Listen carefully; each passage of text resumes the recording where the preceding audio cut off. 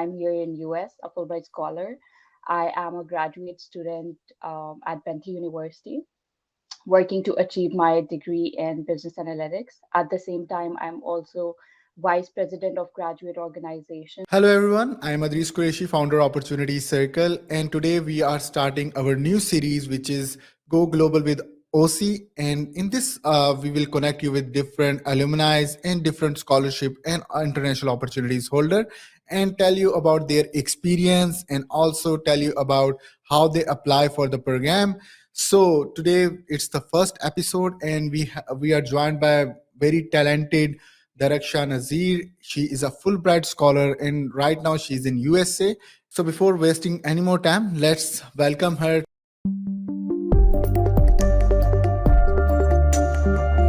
So today we have with us Darakhshan Nazir and she's a Fulbright scholar.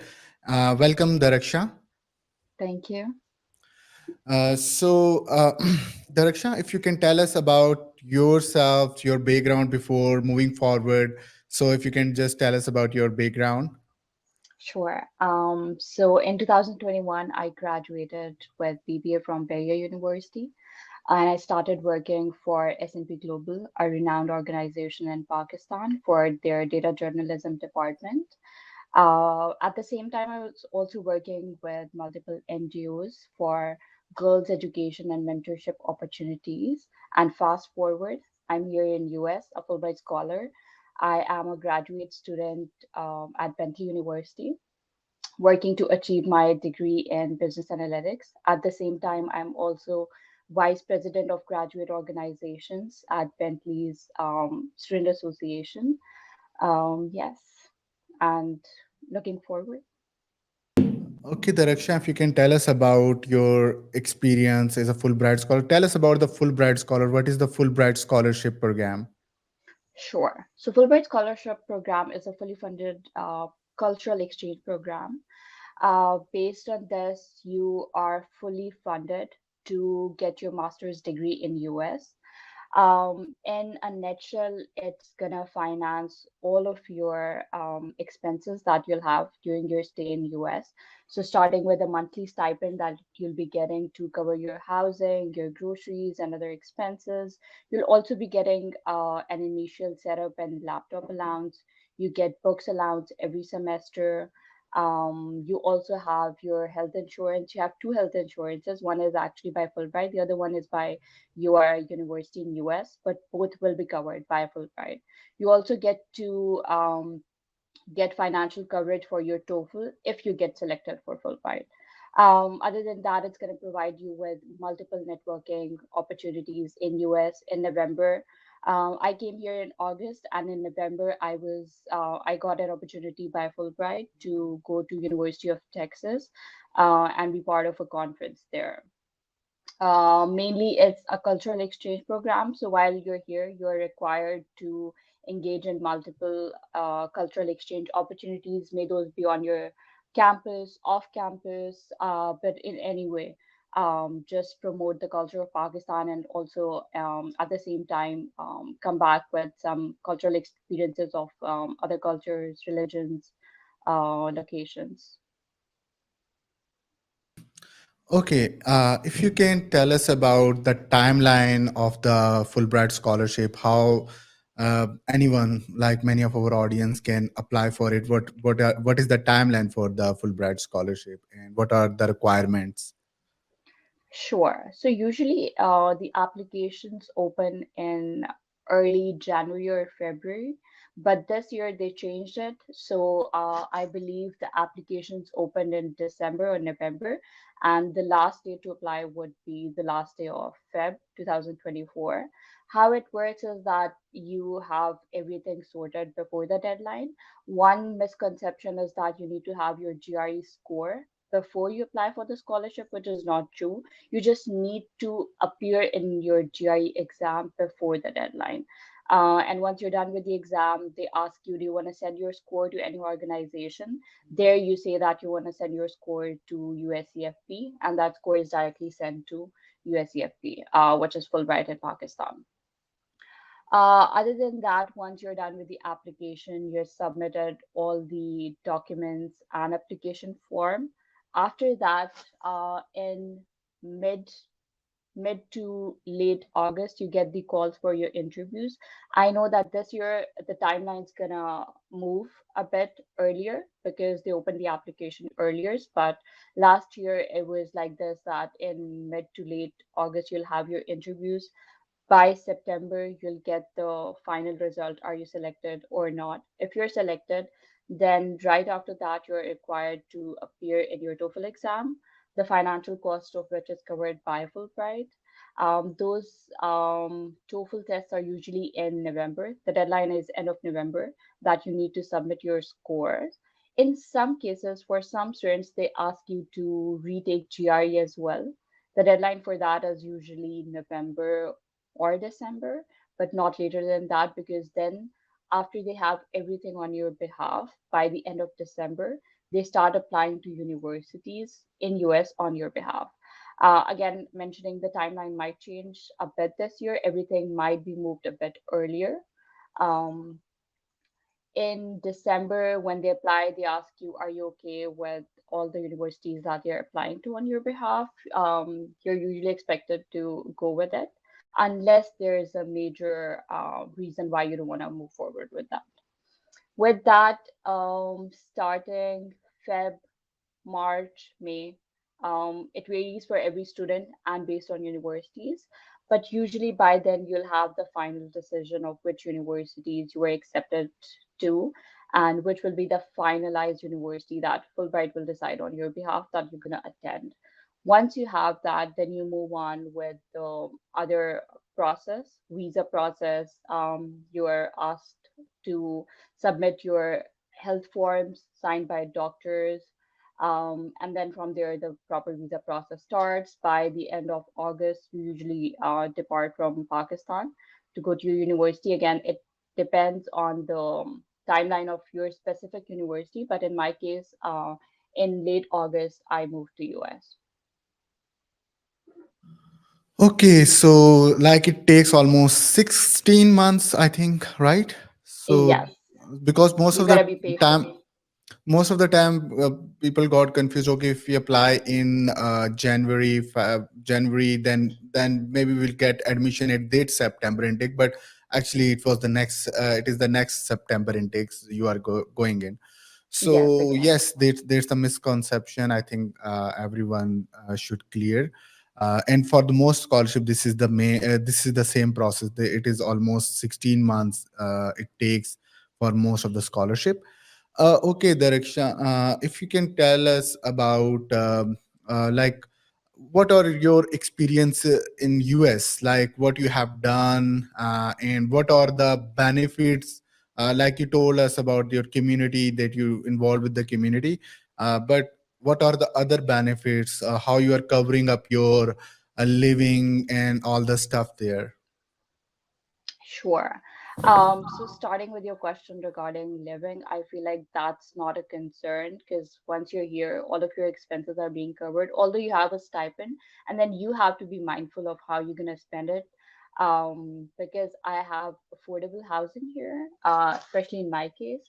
So living, covering my expenses is not that that of a concern. It's affordable and everything's being managed. On education side, academics, because I'm studying business analytics and I'm really happy with the exposure that I'm getting here. I have professors from all around the world. I have professors from China, from Italy, from US, multiple other countries. Um, every semester, we have multiple speakers in class who are actually working in industry. So by the time we graduate, we don't only have that academic knowledge, we also have some practical knowledge of what's happening in the industry, and we're keeping up with the information. We also have multiple labs on campus for stats. There's a separate lab for computer. There's a separate one. Even for English, there's a center that helps you with English writing if you're not good with it. Because obviously you're an international student and you are expected to have some problems with it, and that's completely okay. They're going to help you with that. In terms of networking, we have networking opportunities by Fulbright. We have networking opportunities on campus and off campus. For Fulbright, I mentioned I had one in November, and in March, I'm going to have another one. For on campus opportunities, I would say per week we have at least 3 to 4 opportunities where you'll meet multiple people from industry, certain artists, or if not, it could be just peer to peer interaction to get to know each other and just be able to connect in a better way. In terms of on campus, it varies how much you're willing to go for it and what other universities you have near you. In my case, because I have Harvard, MIT, Boston University, Tufts, so many good ones around me. So whenever they have a conference which is relevant to my degree, business, data, technology, I always go for that. So I'm not only getting the networking exposure on campus, but also off campus at great universities like Harvard, MIT, and so on. Okay, so I think, do you have, like most of the people are saying that they have the question in mind? I know the answer, but I want you to tell them that what are, can you do any part-time job there or the full-time job there in USA during that time? So is there is any opportunity like that? Sure. So mostly if you want to work part-time job, you cannot work full-time. That's a complete no, because they sent you full-time to study here, so you're not allowed to do any full-time job. For part-time jobs, you can work on campus during your semester, although even for that you need approval from Fulbright. Usually if you're in your first semester, mostly the cases you won't be allowed to work. But if you're in your second semester and you have good grades and they have nothing to worry about regarding your academics, they let you work on campus for rest of your semesters. And in terms of internships during summer, yes, you can do that. You can do that full time. But during your academic term, you can only work on campus, which will be part time and which will come after you have the approval. Okay, so like how people, like we talk about the GRE, let's go detail in the GRE. So how you recommend people to start preparing for the GRE test?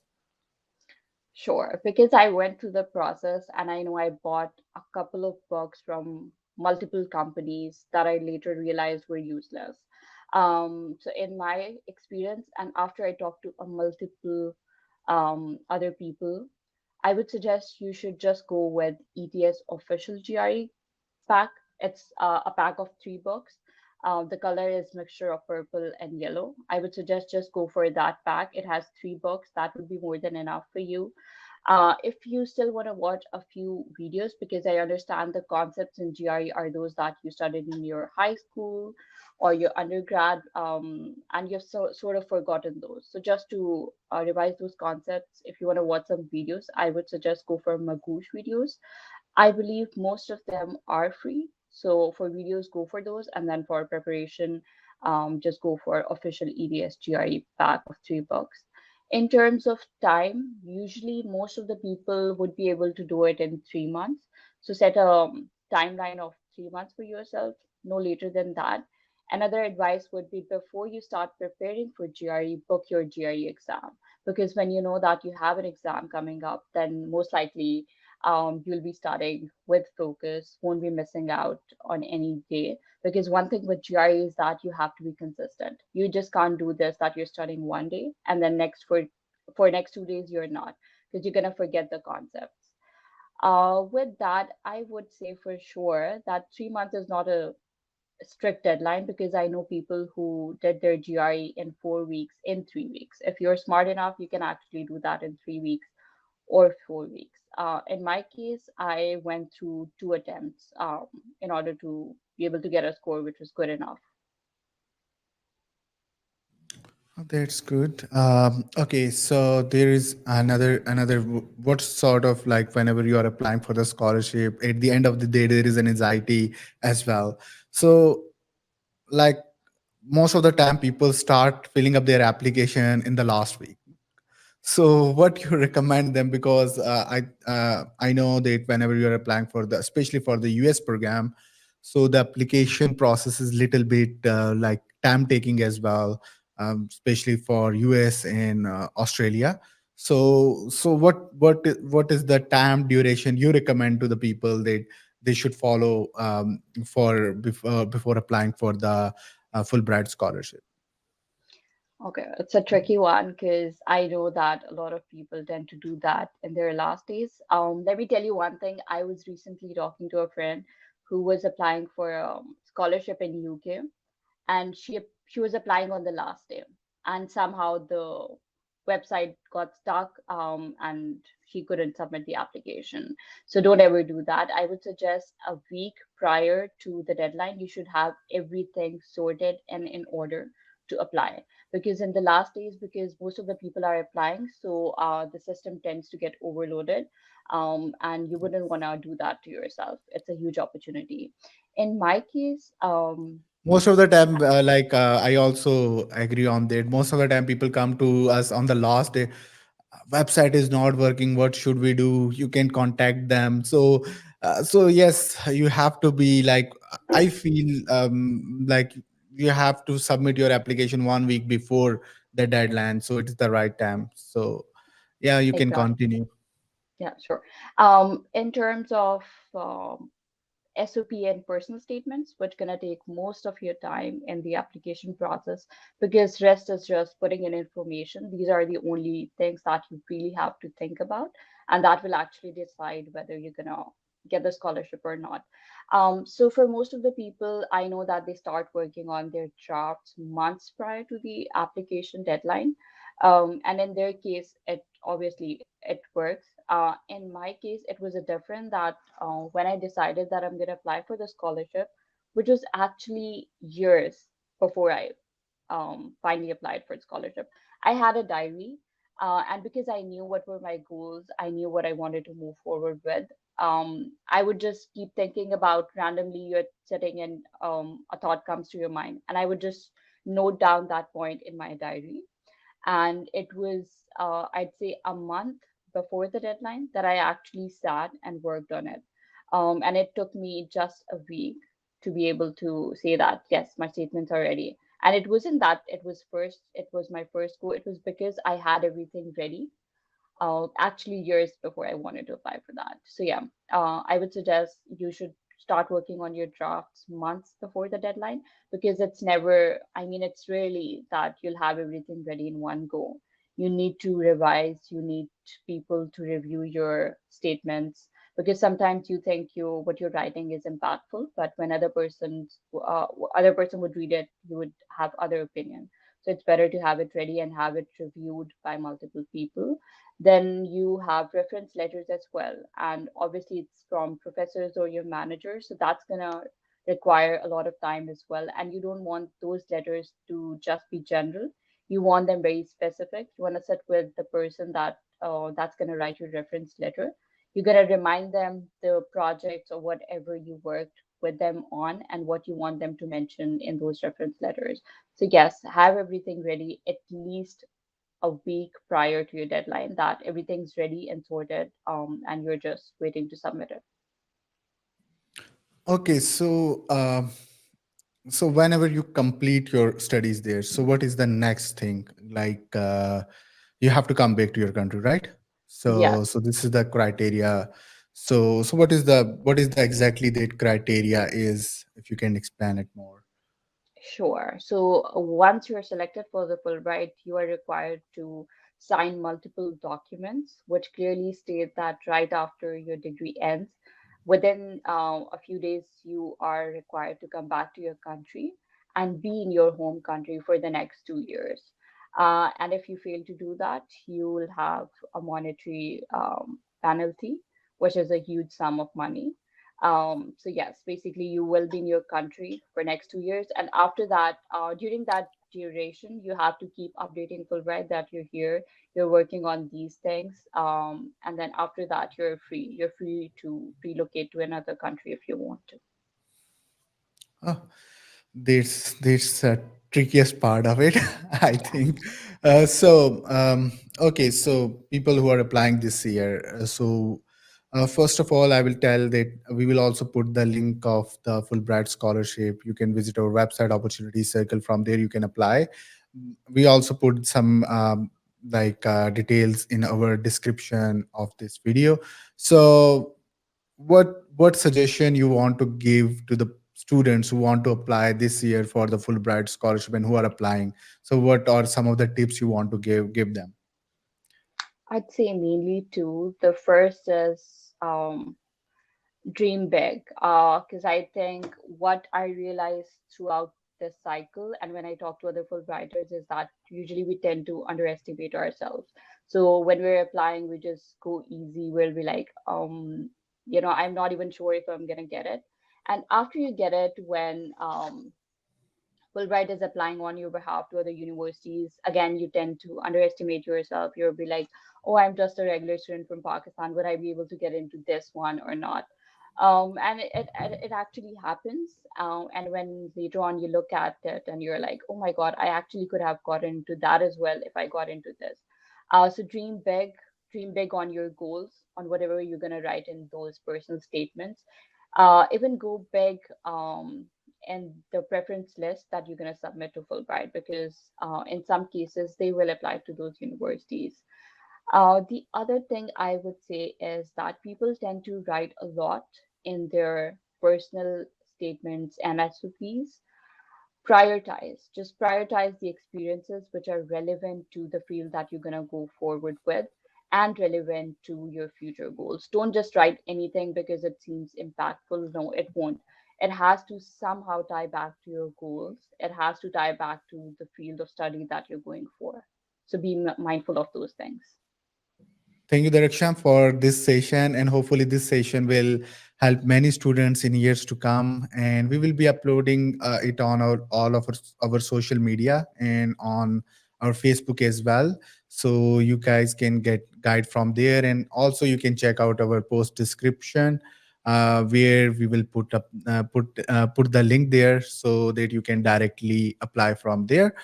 And so this is the first episode of Go Global with OC. So I hope to see you soon in the next episode with another guest. Till then, goodbye. Have a nice day.